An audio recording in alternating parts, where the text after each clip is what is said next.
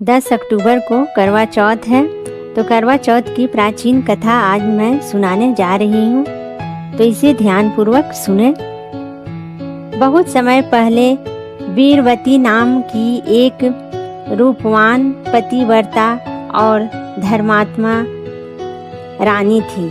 वह अपने 7 बलवान और स्नेही भाइयों की अकेली और सबसे प्रिय बहन थी।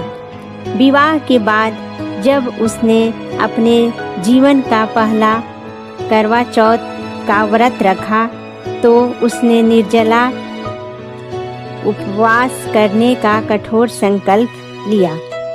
दिन भर के उपवास के कारण शाम ढलते ढलते वीरवती भूख और प्यास से बहुत व्याकुल हो गई।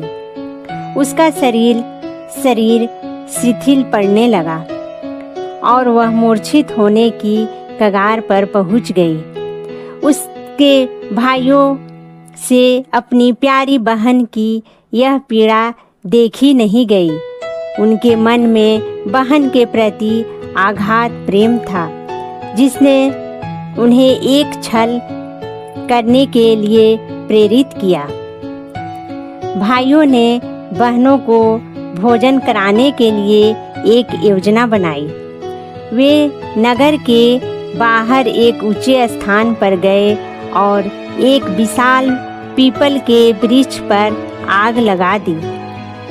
उस आग के ऊपर उन्होंने एक छन्नी रख दी, जिससे दूर से देखने पर वह जलती हुई रोशनी छन्नी में से निकलती हुई लालिमा के साथ रात के चंद्रमा जैसी प्रतीत हो रही थी।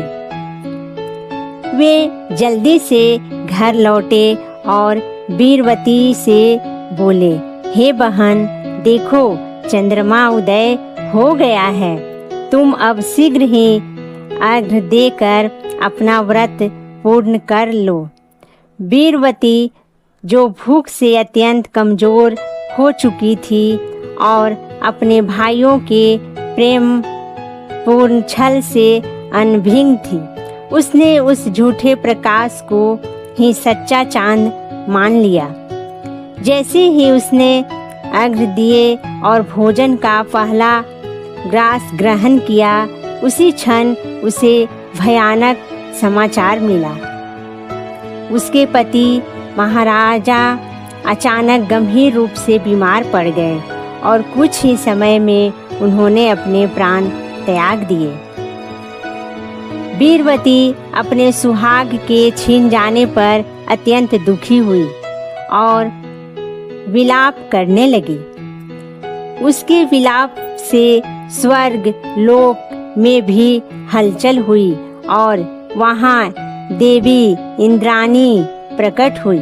इंद्राणी ने वीरवती को सांत्वना दी और उससे बताया कि यह सब उसके भाइयों द्वारा किए गए छल के कारण हुआ है, जिससे उसने मिथ्या चांद को देखकर व्रत भंग कर दिया था। इंद्राणी ने वीरवती को यह भी बताया कि यह अनजाने में किया गया दोष है। उन्होंने उसे सलाह दी कि यदि वह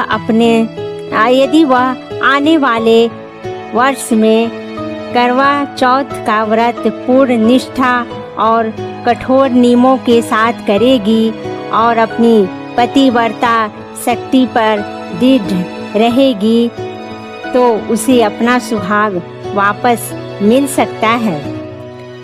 वीरवती ने इंद्राणी की सलाह को अपने जीवन का लक्ष्य बना लिया। उसने पूरे 1 साल तक अपने पति के मृत शरीर को अपने पास रखा। सतीत्व की शक्ति से उसकी रक्षा करती रही और उसकी देखभाल की। अगले वर्ष जब करवा चौथ आया, तो वीरवती ने संपूर्ण विधि विधान से निर्जला व्रत रखा। उसने करवा माता माँ पार्वती की सच्चे मन और अटूट श्रद्धा से पूजा की। उसकी भक्ति और पतिव्रता धर्म की शक्ति इतनी महान थी कि करवा माता प्रसन्न होकर उसे दर्शन दिए और उसके मृत पति को पुनर्जीवित कर दिया। इस प्रकार वीरवती को उसका खोया हुआ अखंड सौभाग्य वापस मिल गया। करवा चौथ का व्रत केवल एक दिन का उपवास नहीं है, बल्कि यह पति पत्नी के रिश्ते में प्रेम, सम्मान और अटूट विश्वास को बनाए रखने का एक प्रतीक है। अखंड सुहाग बनाए रखने के लिए सभी बातों पर ध्यान देना चाहिए और निष्ठा और प्रेम पूर्वक इस व्रत को करना चाहिए। जय हो करवा माता की, जय हो।